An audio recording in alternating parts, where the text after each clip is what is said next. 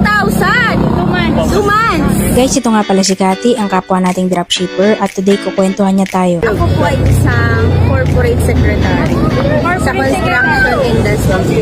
Siyempre, interested ako and sakto naghahanap ako ng dropshipping business, extra income. Kasi nga, may full-time job naman ako.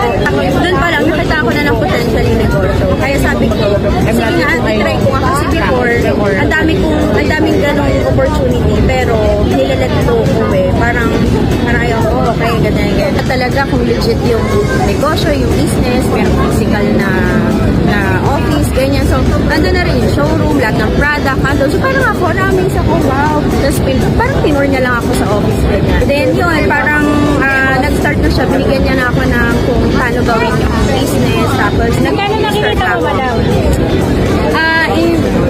Actually, yung first na kita ko,